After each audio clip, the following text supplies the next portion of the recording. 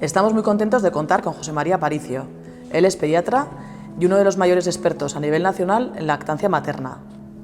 A su vez, él es impulsor de la web elactancia.org, acerca de la compatibilidad de los medicamentos y la lactancia. A su vez, es autor de los libros ¿Eres la mejor madre? O La lactancia materna, entre otros títulos. Bueno, José María, te damos paso. Bueno, muy buenas. Me llamo José María Aparicio Talayero y soy pediatra. Tengo que agradecer a Expo Family, organizado por Diario de Navarra, la oportunidad de que me pueda hablar con ustedes. Me han pedido que hable de temas que son importantes en la infancia, son importantes para las familias y bueno, pues vamos a hablar un poco de la lactancia, la importancia que tiene hoy día la lactancia en la salud, no solo de nuestros niños, sino de la sociedad. Hablaré brevemente de cómo enferman los niños, cómo benignamente enferman los niños y es irremediable en los tiempos que corren pues que no hagamos una pincelada sobre la COVID y cómo está afectando pues a aspectos importantísimos de la vida, pero en el caso que nos atañe pues a la lactancia y a la infancia. La lactancia, todos deberíamos saber, es un tema tan importante para niños, para familias y para la sociedad, que deberíamos conocer lo que es el ABC de la lactancia, cómo iniciarla y cómo mantenerla de forma exitosa. Y les voy a dar simplemente unas pinceladas, hablándoles que las propiedades de la lactancia materna es que es la base de la nutrición humana. Es una leche específica de especie que asegura el mejor crecimiento y desarrollo óptimo de los niños y su mejor estado de salud. Y que debe ser el modelo para saber cómo crecen los niños amamantados. El modelo no es cómo crecen los niños que toman sucedáneos de leches artificiales, ¿no? Sino cómo crecen los niños amamantados. El modelo incluso para administrarla es ese modelo tan cercano donde la madre y su hijo o hija están muy cerquita, mirándose y hablándose. Es preciso saber que la lactancia materna es el eje del sistema inmunitario que vamos adquiriendo en los primeros meses y años de la vida y que nos va a proteger frente no solo a infecciones, sino a enfermedades también inmunes, autoinmunes, que se dice ahora que son muy frecuentes, y que es la base del desarrollo de patrones de comportamiento materno-infantil por un intercambio increíble de numerosos mensajes entre esa madre y ese bebé. Hay una estimulación sensorial muy difícil de conseguir de otra manera, pero que se puede remediar también. Cosas básicas es que hace falta unos requisitos previos. No se puede pretender que los bebés mamen bien de sus madres si previamente los hemos tratado con poco respeto y no hemos respetado sus ritmos, por ejemplo, en el momento del nacimiento. En el momento del nacimiento es preciso respetar el contacto precoz. Hay que asegurarse que nuestras instituciones están preparadas, comprenden bien y respetan ese contacto precoz que jamás se debió perder. Un bebé que nace bien, que son la inmensa mayoría de los bebés nacen perfectamente, no es del pediatra, no es de la matrona, es de la madre, debe ir con la madre. Y esa primera toma asegura, si la primera toma ha sido precoz también dentro de la primera hora de vida, que es lo que hacen el 99% de los bebés sanos, en la primera hora de vida, si no les hemos puesto demasiadas trabas, se han enganchado ya al pecho, pues esa primera toma es tan fundamental que aumenta de manera increíble las probabilidades de que la lactancia materna funcione correctamente. Y hay que confiar en la competencia del recién nacido. Pocas veces en nuestras vidas, creo que nunca más, seremos tan competentes como en el momento de nacer, que somos capaces de, en un medio totalmente desconocido, por medio de nuestros sentidos, especialmente el olfato, atrapar el pecho de nuestras madres y sobrevivir y establecer una primera relación con ella de vinculación, ¿no? Es un error separar de manera innecesaria a bebés de madres, separaciones cortas por rutina, es decir, lo voy a bañar, le voy a tomar la huella, le voy a poner la vitamina K, etcétera. No, todo eso se puede hacer dentro de un ratito, dentro de la segunda, tercera hora, ¿no? Y es un error arruinar sus competencias, pues arruinarles el olfato, por ejemplo, llevándonos a otros sitios, perfumándolos y lavándolos, ¿no? Esto es fundamental para que la lactancia se establezca bien. Vean aquí lo competentes que podemos ser al nacer. Esta bebé apenas tiene un minuto de salida dentro de su madre y ya está reconociéndola por fuera. Decía, a ver mi madre cómo es, esto qué es, y acaban descubriendo que su madre por fuera es muy parecida a como era por dentro. De hecho, huele igual, de hecho, sabe igual, de hecho, se le oyen los mismos ruidos y de hecho tiene la misma voz que tenía cuando estaba dentro. Es preferible que esos primeros minutos ese bebé esté ocupado en esto y no en llorar o llevárselo a otra parte, ¿no?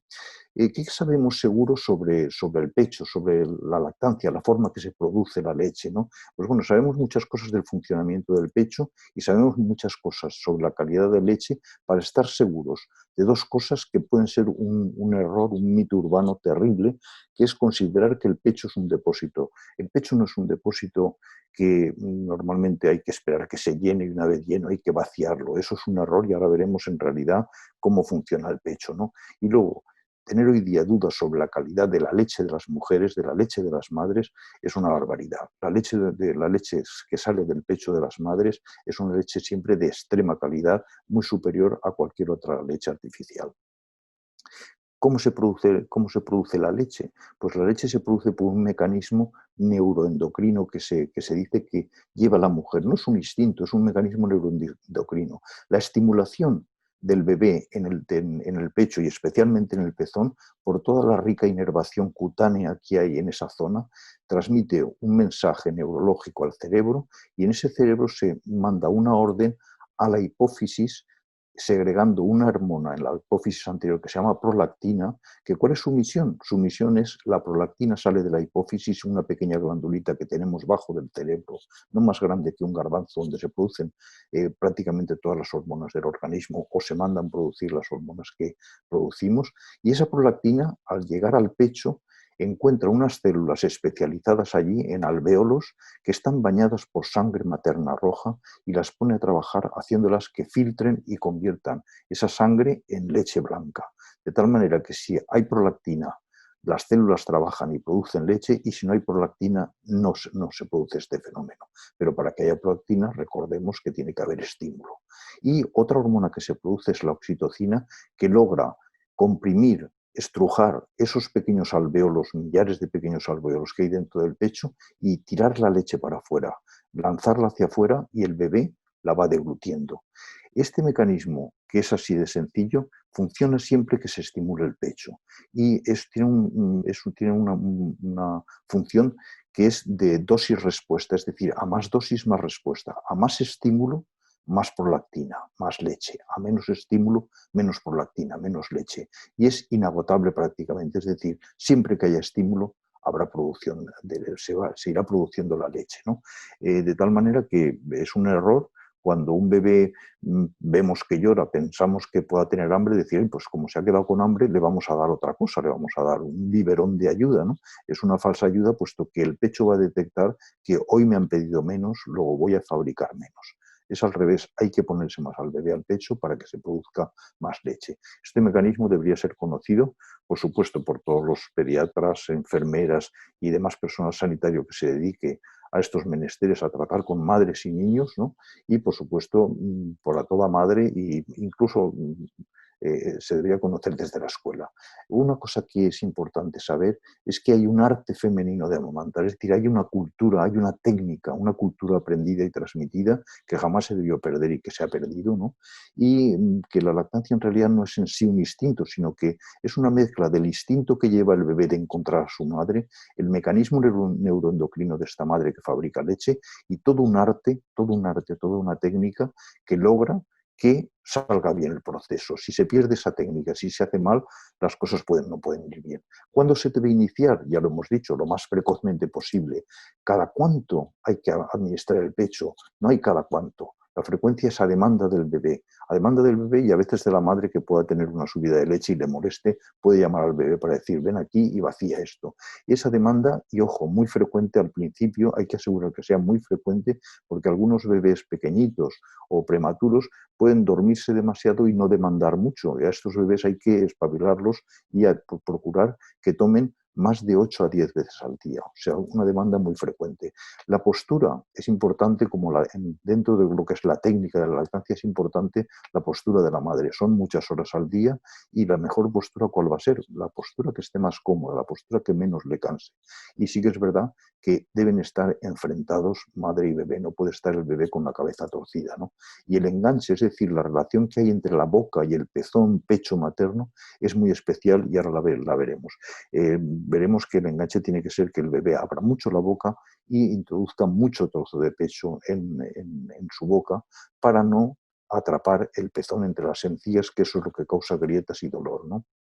Es un error pensar que hay que esperar a que se despierte, a que llore, que si no se despierta no le doy. Es un error, la historia de cada 3 horas inventada por la pediatría oficial del siglo XX y que no tiene ningún aval científico y al revés es muy nociva para el funcionamiento de la lactancia. Los suplementos mal administrados y administrados sin motivos son nefastos para la lactancia, dar infusiones, y es un error pensar que es un instinto y que nada hay que aprender. Esto se puede aprender y se transmitía normalmente de generación en generación. Posturas, vean aquí una postura de una mamá con gemelos, pues la postura, ya hemos dicho, hay muchas. Esta es la postura sentada clásica, la postura en caballito, la postura tumbada o acostada, muy cómoda, sobre todo al principio y para cuando siempre que la madre quiera, y la postura de gemelos. Todas estas posturas como común deben tener que hay que acercar el niño a la madre, no la madre al niño que esté torciendo la espalda y que se llegue a cansar. Es la postura que esté más cómoda la madre. Y esto es un ejemplo típico de buen enganche. Vean aquí este bebé con los labios evertidos como una lapa, que tiene un buen trozo de pecho dentro de la boca, de tal manera que la areola entera prácticamente ha desaparecido y el pezón está libre en la boca y no le está haciendo daño a la madre con sus encías encima del pezón. Los primeros días toda ayuda es indispensable, es un momento de mucha soledad cuando vuelven la madre, las parejas a casa y se encuentran que, bueno, pues que ahí tienen el tema que nunca habían tenido, sobre todo si son primeritos. Las visitas es terrorífico. El mundo mediterráneo en que vivimos, ¿no? que se extiende desde el este hasta el oeste de España y continúa por Latinoamérica y varias partes del mundo. Hay demasiadas visitas, todo el mundo quiere ir a visitar al recién nacido, es un motivo de alegría y claro, pues la madre a veces se ve apurada, de decir, si le tengo que dar pecho cada 2 por 3, cada vez que él me lo demande, ¿cómo voy a dar pecho aquí delante de estos primos del pueblo que hacía 20 años que no los veía, ¿no? Hay que controlarlas. ¿Quién tiene que controlar estas visitas? Pues bueno, en los hospitales no se controlan en absoluto, se ha tirado la toalla y no se controlan, y a mí me parece bien, pero tienen que ser precisamente la pareja, el padre, la pareja de esa mujer, la que controle todo este sistema de visitas y lo regule de alguna manera, porque si no pueden ser agotadoras y encima cansantes, o sea, fatigantes, ¿no? De tal manera que a las visitas hay que regularlas, e incluso si hay visitas que saben hacer cosas, que hagan cosas en casa también, ¿no? Cosas positivas, porque hay mucha intendencia en una casa cuando nace un bebé. Esa pareja debe evitar que nadie haga comentarios negativos sobre la madre, comentarios negativos tan inocentes como, uy, con lo grande que es, seguro que solo le das pecho, con lo grande que es, o con ese pecho tan pequeño, ¿tú crees que se alimentará bien? Todo eso hay que evitarlo por completo. O sea, esa pareja debe ser suficiente para decir, tú tienes que decir todo bien de mi mujer, le tienes que decir lo guapa que está y lo bien que va a ir toda la cosa, y si no, te vas fuera, ¿no? Y luego también es importante estos primeros días vigilar un poco síntomas de tristeza que son normales y que ninguna mujer se debe sentir avergonzada ni culpabilizada por tener sentimientos tristes, porque hasta un 30% de mujeres en el puerperio, quizá por el trastorno hormonal que ha habido, tienen un problema de una tristeza que dura unas semanas y que es normal, no se tienen que sentir mal. Y en cambio la depresión sí que hay que distinguirla bien, porque la depresión es tristeza y además no dormir, y eso es necesario consultar porque puede ser muy peligrosa. Es bueno que conozcamos el por qué es importante amamantar. Además de bonito, es que es bueno, porque hay muchos riesgos de no hacerlo y los riesgos fundamentalmente son para el niño, pues el que padezcan más enfermedades infecciosas agudas e inmunitarias posteriores, como el tipo de la diabetes y otras enfermedades. Los niños no amamantados consultan más, reciben más medicamentos y reciben más hospitalizaciones que los amamantados y ven enlentecido su desarrollo cognitivo de modo temporal, ¿no? Y para la madre resulta que esa oxitocina que contraía los alvéolos para expulsar la leche es la que también contrae el útero y hace que vuelva antes al sitio y, bueno, pues ahorra sangre y hay menos riesgo de anemia. Normalmente las madres que no amamantan tienen una recuperación más lenta del peso previo, y las madres que no amamantan tienen más riesgo de cáncer en la vida posterior y de enfermedad cardiovascular como ictus, infartos e hipertensión arterial. Esto es poco conocido, pero hay que saber que es gran parte de las ventajas. Esta de la madre supera a todas las otras ventajas en cuanto a importancia y en cuanto a gasto sanitario también. Evidentemente, no amamantar origina más gasto familiar porque hay que pagar los biberones, la leche artificial, etcétera. Aumentan los costes de la asistencia sanitaria, puesto que hemos dicho que los niños se enferman más, hay más absentismo laboral por la misma problema, el coste para el país es más económico y a nivel ecológico mundial tiene una enorme carga ecológica. De hecho, la alimentación artificial de recién nacidos y lactantes es una industria insostenible por completo, mientras que la lactancia materna es, digamos que es la alimentación más ecológica y más sostenible y con menos huella de carbono y de agua que existe, ¿no? Sería un error pensar que todos estos riesgos que tienen a amamantar ocurren solo en países subdesarrollados o en desarrollo. Esto está ocurriendo también en nuestros países a otra escala, pero a una escala muy importante. Las hospitalizaciones en España por no amamantar son muchísimo mayores, ¿no? ¿Qué contraindicaciones tiene la lactancia? Pues en cuanto a enfermedades, ninguna de las habituales. Son enfermedades muy raras las que pueden contraindicar la lactancia, que no vale la pena que comentemos ahora. Y en cuanto cuando las madres toman medicamentos, vivimos en una sociedad muy medicalizada, pues muy pocos medicamentos y muy pocas enfermedades contraindican la lactancia. Esto lo pueden comprobar en una página que llevo con mis compañeros, lactancia.org, sobre compatibilidad de la lactancia con medicamentos y otras enfermedades. Es esta página y aquí en esta ventanita pueden consultar lo que se les ocurra de enfermedades, de medicamentos e incluso de actividades como pueden ser teñirse el pelo o hacer deporte o cualquier otra que se les ocurra, encontrar una respuesta ahí también.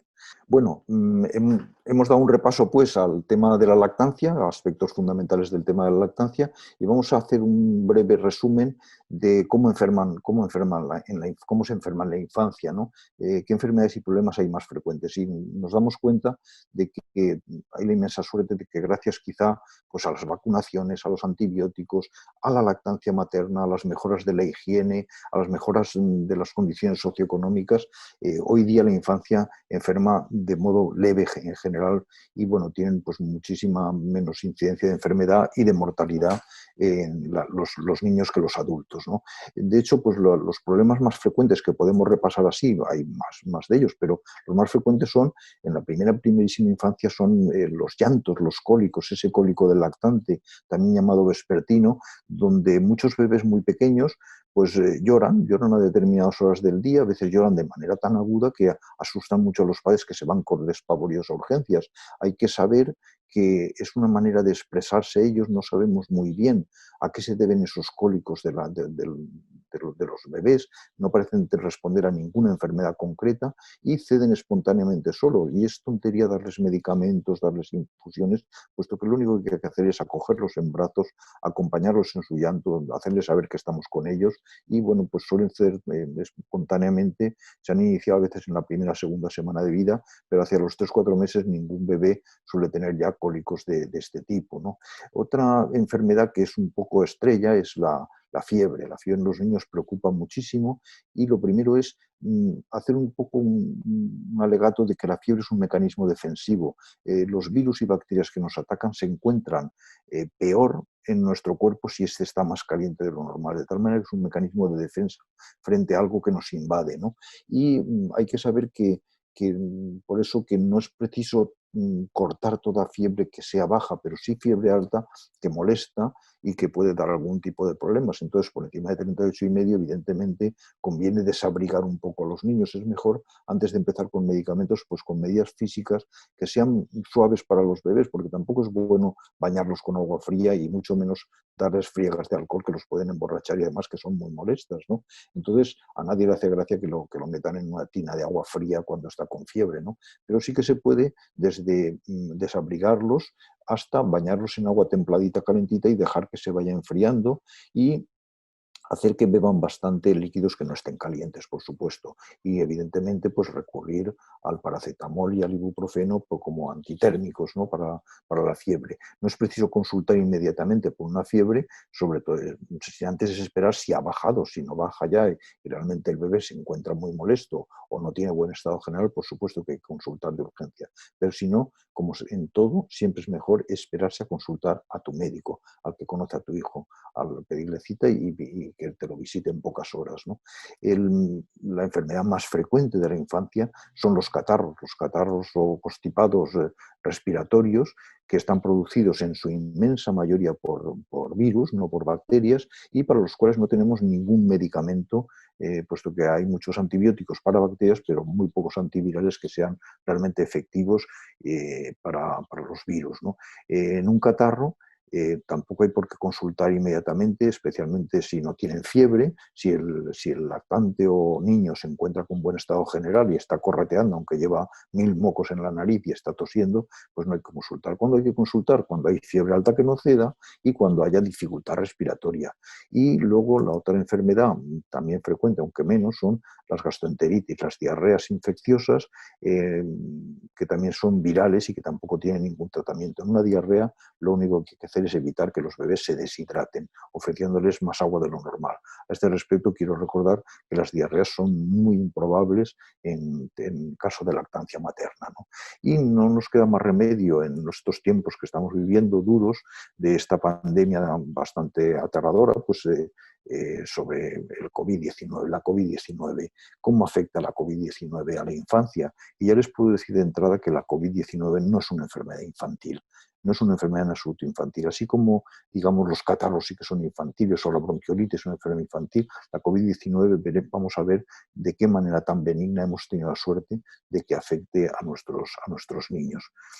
Bien, pues vamos a ver cómo en esta pandemia muchos derechos que pensábamos que estaban ya consolidados, tanto de niños y niñas como incluso de madres, han sido conculcados y son derechos que si son derechos por algo lo son y se deberían respetar. El primero, antes de los niños y las niñas, está el derecho de las madres a nacer acompañadas por un familiar de su elección, que era un derecho bien consolidado, por lo menos en nuestros países, y reconocido por la Organización Mundial de la Salud desde los años 70, eh, pues eso ha sido conculcado, ¿no? Y no puede ser porque, dice, si es un derecho, respetémoslo. Dice, ¿qué pasa? ¿Que estamos ante una enfermedad infecciosa peligrosa? Vale. ¿Cuántas mascarillas quieres ponerle al señor o señora que va a acompañar a esta mujer, ¿no? 7 mascarillas, ponle 7 mascarillas, vístelo de buzo, pero entrará. Pero se ha conculcado el derecho de los niños a nacer en sus brazos, se les ha apartado de los brazos de la madre, se les ha impedido mamar en los primeros momentos por lo menos, ¿no? Y en algunos sitios siguen también, ¿no? Y luego varios derechos que vienen recogidos en la teoría del apego, como ser abrazados los niños. En las Cartas de los Derechos del Niño de 1959 se reconoce el derecho a que los niños sean acompañados, especialmente cuando están en circunstancias que pueden ser teóricamente amenazantes para ellos, como puede ser una hospitalización. Se les ha impedido jugar, también reconocido en la Carta de Derechos del Niño. Se les ha impedido la escolarización de la misma manera en la Carta de Derechos del Niño. Y se les ha tenido miedo, se ha pensado que podían ser seres peligrosos para los demás. Y esto está recogido en el Evangelio de San Marcos, en la frase esa tan bonita de dejar que los niños se acerquen a mí, ¿no? Todos estos derechos han sido conculcados y nunca lo debieron ser. Y de hecho estamos mejorando un poco en cuanto vista la experiencia adquirida con el año pasado. Estamos luchando no contra un fantasma, no es una guerra, es una lucha contra un virus, ¿no? Es un virus que pertenece a una familia de virus bien conocidos que provocan infecciones de tipo respiratorio, afectan más a los animales, pero tenemos varios de estos virus, han saltado a los humanos y están con nosotros todos los inviernos. Estos virus provocan resfriados, con tos, mucosidad, dolor de garganta, más o menos fiebre y más o menos dificultad respiratoria, ¿no? Y lo que se llama un catarro común. El catarro común invernal está producido por varios virus, los de la gripe, varios rinovirus, unos 4 coronavirus que ya están entre nosotros, más este quinto que se ha venido a sumar a ellos, y varios adenovirus y un virus respiratorio sincitial, que es el virus que provoca la bronquiolitis en niños muy pequeños. Esta enfermedad, la bronquiolitis, a diferencia de la COVID, sí que se considera una enfermedad infantil, aunque afecta también a adultos, especialmente a adultos mayores, pero esta sí que es una enfermedad grave de los niños, la bronquiolitis. Desde hace años que conocemos ya 4 tipos de coronavirus que acaban provocando la tercera parte de los constipados o de los catarros en niños y en adultos.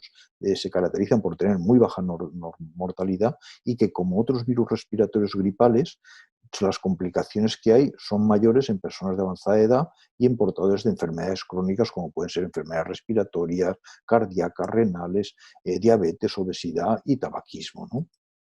Este nuevo coronavirus de este año pasado, 2019, tiene características especiales, veremos, en cuanto a contagiosidad, puesto que no contagia todos los grupos de edad por edad, y la enfermedad, pues por esto de que los anglosajones son hábiles para crear acrónimos cortitos y cómodos, pues en vez de decir enfermedad por coronavirus del 19, pues decimos coronavirus disease, que es la enfermedad del coronavirus de 2019, y se viene a llamar la COVID-19, ¿no? Y son las personas de edad avanzada de nuevo y las que tienen enfermedades crónicas las que tienen mayor riesgo de padecer síntomas graves e incluso de fallecer, ¿no? Este coronavirus, como muchos virus respiratorios, se contagia durante todo el periodo sintomático y parte del asintomático también, antes y después. El contagio es por vía aérea, por las gotículas que emitimos al hablar, respirar y por también los aerosoles que generamos respirando, y precisa un contacto íntimo repetido habitualmente, no por cruzarte con una persona por la calle te vas a contagiar así como así. No tiene ningún tratamiento como las demás enfermedades virales y no hay vacunas de momento para tratarlo, y esto es el problema que tenemos, ¿no? El tratamiento es de soporte, como en todos los catarros, pues descansar, reposo, medicación para la fiebre, hidratarte bien y, bueno, pues si realmente tienes dificultad respiratoria, consultar también. Y las medidas que están demostradas para evitar el contagio son claramente el lavado de manos con agua y jabón siempre que sea posible, y cuando no, pues con geles hidroalcohólicos, pero no con geles hidroalcohólicos si hay agua y jabón, guardar una distancia prudencial de metro, metro y medio entre personas que estén enfermas o puedan estar enfermas, y fundamental el aire libre y la ventilación. Estar al aire libre y la ventilación son preventivos de los aerosoles y del contagio por vía aérea. Hay que saber que sobre las mascarillas tenemos una ausencia, no hay estudios fiables y concluyentes sobre que sean útiles el uso generalizado, me refiero, para prevenir una pandemia. Otra cosa es que sean útiles, por supuesto, en espacios confinados o para protegerse de una persona que está tosiendo muchísimo o expulsando mucha mucosidad. Pero su uso generalizado no hay ningún estudio que se haya hecho que averigüe. Sin embargo, pues bueno, determinados gobiernos del mundo las han impuesto de manera generalizada a la población, ¿no? Y hay una ausencia de estudios serios sobre si son inocuas o no el uso prolongado para la salud física y también respecto a la cantidad de oxígeno que se ventila y a la cantidad de anhídrido carbónico que se acumula, pero también para la salud psíquica y social y emocional de las personas, y en especial de la infancia y grupos de población con dificultades como pueden ser pues, personas con sordera o algún problema neurológico, o incluso para bebés pequeños que estén aprendiendo a hablar, pues la verdad es que es muy importante poder ver la expresión facial de sus madres y de sus padres sobre ello, ¿no? ¿Cómo afecta esta enfermedad a la lactancia materna? Pues fue tremendo porque en un principio, pese que hubo publicaciones muy precoces que demostraban que no se transmitía por la lactancia materna, se impidió a las madres amamantar. Y ya en enero del 2020 la Organización Mundial de la Salud dijo que no había que separar a las madres de los hijos, puesto que no se transmitía. En febrero, un organismo importante, que es el Centro de Control de Enfermedades de Atlanta, de Estados Unidos, también dijo lo mismo, y una organización importante dedicada a la promoción de la lactancia materna, como es la Liga de la Leche y Promoción y Protección, la Liga de la Leche Internacional, en el mismo febrero también. Así que nosotros, en el grupo que coordino, en la página eLactancia llegamos a ponerlo, pues el 4 de marzo ya pusimos este producto, la enfermedad por coronavirus, respecto a la lactancia, diciendo que no se contagiaba.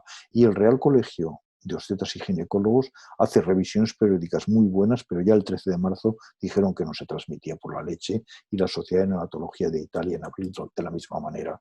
Ya en marzo pusimos el producto coronavirus dentro de nuestra web de compatibilidad, donde se aseguraba con toda la bibliografía actualizada, y la hemos ido actualizando cada mes, todos los organismos que aseguran que por la leche no se transmite esta enfermedad, ¿no?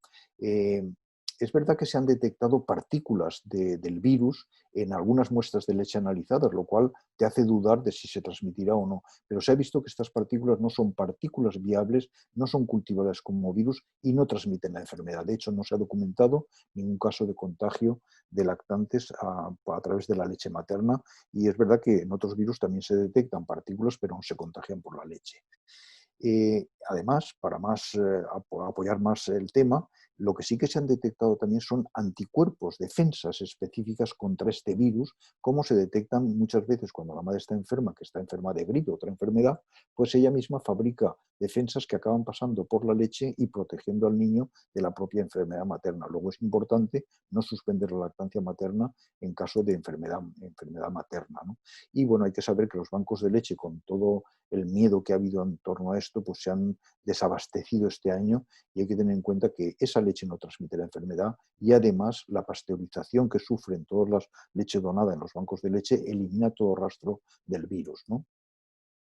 De tal manera que la Academia Americana de Pediatría, que es el órgano de los pediatras estadounidenses, apoyan firmemente la lactancia materna como la mejor opción de alimentación para recién nacidos y lactante, incluso en madres afectas de la enfermedad, sea de modo directo si la madre está bien, es decir, está asintomática o con pocos síntomas, se encuentra bien, puede amamantar, y es la mayor parte de los casos, puesto que la mayor parte de madres son personas jóvenes, inferior a 50 años, y no suelen padecer formas graves de la enfermedad. Pero si por lo que fuese esta madre está enferma, que se ve impedida para amamantar, la leche se le puede extraer y administrar al recién nacido si ella lo quiere así, ¿no?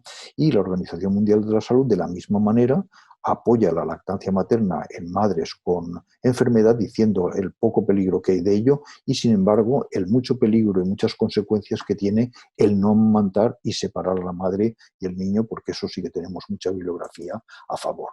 Vamos a ver, vista la lactancia, también enfermedad, ¿cómo se comporta en la infancia? Vamos a responder a 3 preguntas, y vamos a responderlo desde el punto de vista de la ciencia, no desde el punto de vista de lo que se ha transmitido en los medios informativos.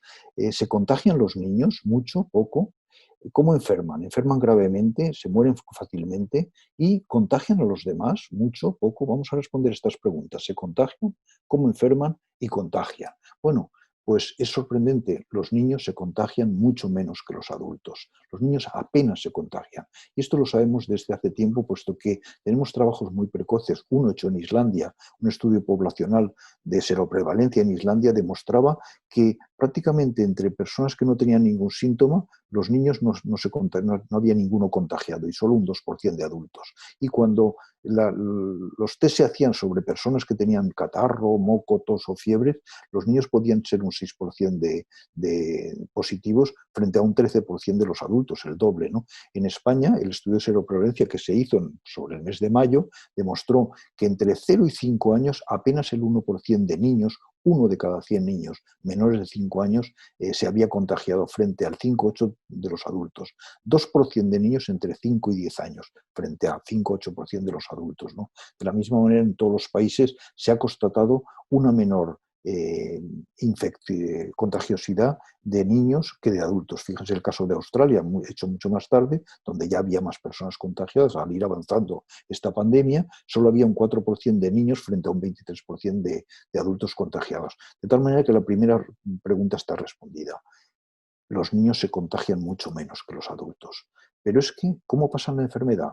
Pues la inmensa mayoría de niños, incluidos los recién nacidos, padecen una enfermedad leve o son claramente asintomáticos. Y por favor, la palabra asintomáticos, que se ha intentado devaluar como que cuando eres asintomático eres lo peor, perdón. En medicina, un asintomático es una persona afortunada, una persona que no tiene síntomas o tiene pocos síntomas. Es decir, que no está afectado, que no tiene fiebre, que no tiene tos, que no tiene mocos. Luego son personas que tienen la bendición de no estar muy enfermas, ¿no? Bueno, pues la inmensa mayoría de niños padecen una enfermedad leve. Y esto lo sabemos tan pronto como en febrero, puesto que los médicos chinos ya demostraron que unos cuantos niños menores de 12 de un año que habían sido contagiados por sus familias, apenas tenían algunos fiebre, apenas tenían 2 de ellos catarro y ninguno precisó ningún tratamiento ni el tratamiento en la unidad de cuidados intensivos y que todos estaban bien. En Suecia, una revisión exhaustiva de muchos niños se dieron cuenta de que pocos niños padecían la enfermedad y que padecían formas leves y que los fallecimientos eran excepcionales.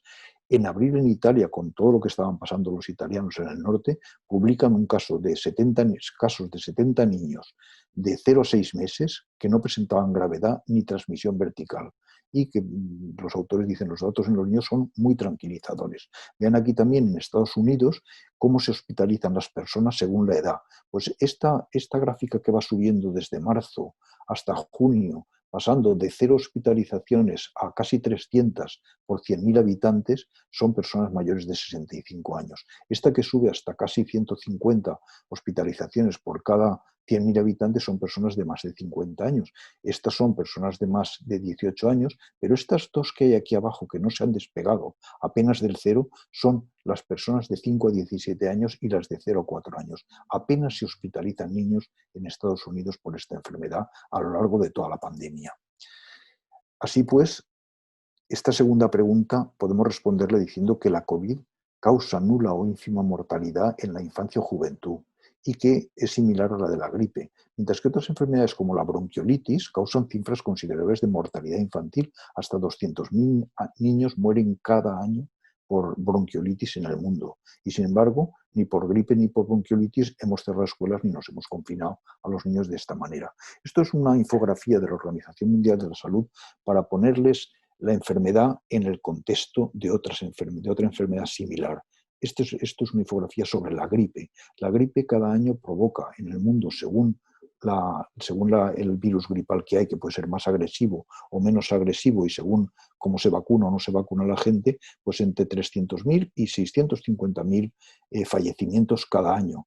Este virus, evidentemente, ya ha superado esta cifra, estamos prácticamente en el doble y posiblemente acabará matando a 3 veces más que la gripe, pero no quiere decir ello que sea un virus quizá es actualmente desde luego más peligroso que la gripe. ¿Por qué? Porque ni tenemos inmunidad contra él, como tenemos ya una inmunidad relativa frente a los muchos virus de la gripe que hemos ido pasando a lo largo de años, y sobre todo no tenemos vacuna como tenemos en el caso de la gripe. Hay autores que piensan que si no se vacunara a nadie de gripe, morirían también más de 1,5 millones de personas cada año en los años peores de gripe. Bien, la tercera pregunta, ¿contagian los niños a los demás? Pues podemos responder también que muy difícilmente contagian a los demás.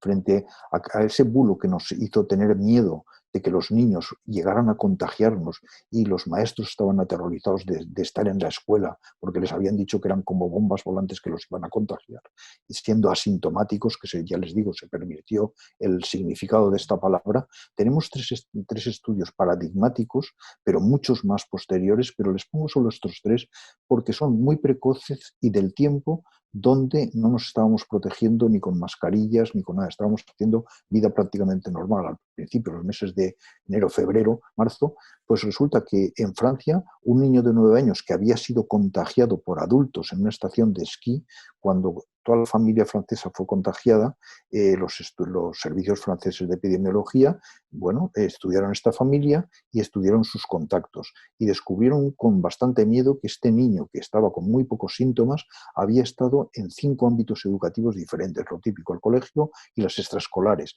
pero no había contagiado. Todos los contactos que vieron, que eran 172, ninguno se había contagiado. En Australia, todavía peor o todavía mejor, 9 niños, 6 de ellos muy pequeñitos, no habían contagiado a 735 alumnos y 128 profesores. Y en Irlanda, 3 niños de 10 a 15 años, que estos son más mayorcitos, no habían contagiado a 1.001 contactos que habían tenido a lo largo de varias semanas hasta que, digamos, empezaron las autoridades así. De tal manera que las 3 preguntas contestadas, los niños tampoco contagian mucho a los demás. De tal manera que hay bastante consenso en pensar que el papel del cierre de las escuelas en la evolución de esta pandemia está muy en entredicho. y estos son artículos muy buenos publicados en revistas muy serias, y está en entredicho, y encima también tenemos buenos artículos diciendo que los efectos negativos de cerrar la escuela no deben ser ignorados. Hay un buen artículo de abril, hecho entre España e Italia, donde estábamos pasándolo muy mal, y que se llama así, efectos psicológicos inmediatos de la cuarentena en los jóvenes en Italia y en España, y los efectos psicológicos y emocionales pues son importantes, ¿no? Hay un consenso de expertos en estos momentos de que la infancia es un estrato de la población que prácticamente no se contagia ni contagia a los demás, que padece la enfermedad habitualmente de modo muy leve y que juega un papel muy poco relevante en la evolución de la pandemia del COVID-19. Esta frase no es mía, es el resumen de todo este consenso de expertos y debería ser dicha alto y claro en los medios de información habituales, aquí en España por lo menos, aunque en todos los países ha sido la información machacona en este sentido, ¿no? La revista Pediatrics, que es el órgano de publicación de los pediatras de Estados Unidos, una revista muy seria, en el mes de agosto publica un artículo cuyo título ya es significativo: COVID-19, transmisión del COVID-19 e infancia. Los niños no son culpables, o la infancia no es culpable. Y en el mes de mayo, los pediatras franceses habían tenido a bien publicar ya un manifiesto, 20 presidentes serios de sociedades pediátricas, pues sociedad de nefrología, de infectología pediátrica, de neurología pediátrica, etcétera. 20 presidentes habían publicado un artículo reclamando la vuelta de los niños a la escuela. Y dice, bueno, ¿pero qué ha pasado? Bueno, pues que hay un divorcio abrumador entre la realidad científica, lo que se publica, y la realidad epidemiológica, cuando ves las estadísticas epidemiológicas de cada país publicadas, y lo que dicen los medios de comunicación. Parece ser que el miedo vende, que la audiencia es lo único que vale, y que aterrorizar a la población, pues bueno, parece ser que no sabemos a quién le sirve, pero yo pienso personalmente que es la peor manera de poder llegar a soluciones sensatas. Hay pues una responsabilidad importante de los medios y de los gobiernos y de la ciudadanía en todo este tipo de información, ¿no? Parece ser que todo esto ha permitido pues, dictar una serie de normas exhaustivamente detalladas, muy paralizantes para funcionar en las guarderías y los centros educativos. Comparado con las normas que se han dictado para ir al trabajo o ir al restaurante, al bar o a la discoteca, bueno, estas normas son apabullantes por completo. En ningún restaurante se ha dicho el espacio COVID, el referente COVID, la toma de temperatura, el número de lavados de manos, cómo llevas la mascarilla o la dejas de llevar, y las distancias se han regulado, pero cualquiera que vea cómo están los bares se ve que no se han respetado mucho hasta que los han sacado a la calle, ¿no? Y bueno, y hay que preguntarse dónde están ocurriendo los contagios. No están ocurriendo en las escuelas, los contagios están ocurriendo en el trabajo, en el ambiente familiar, en los lugares de ocio. Y sin embargo, lo que más se ha regulado ha sido el espacio escolar, el espacio de cuidados y el escolar. De tal manera que nos podemos preguntar por qué se ha hecho esto, por qué se ha confinado a los niños, por qué se han cerrado las escuelas, por qué se ha impartido tanto miedo. ¿Y a quién hay que proteger en la escuela? No es a los niños precisamente, es quizá al maestro que tenga algún problema, ¿no? Y podemos preguntar en el ámbito de la salud por qué se han hecho tantas cesáreas, tantas mujeres han tenido que dar a luz solas, por qué no se ha dejado a los niños con sus madres y se las han separado. Bueno, pues todo esto se ha hecho claramente por improvisación, que es lógico porque es algo que nos cogió de entrada, por miedo, por una prudencia de miedo cerval, pero también por desconocimiento y falta de actualización de conocimientos, porque desde el principio teníamos indicios para no haber hecho las cosas de la misma manera.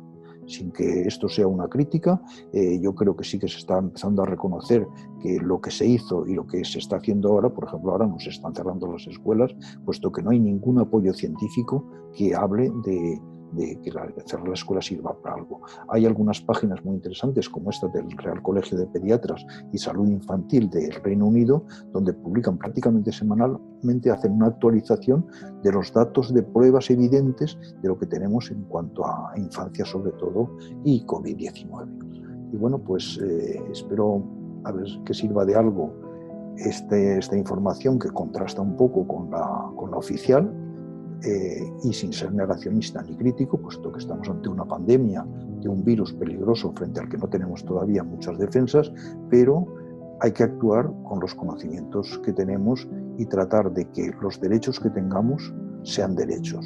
No todo vale, ni siquiera en una pandemia. Muchas gracias.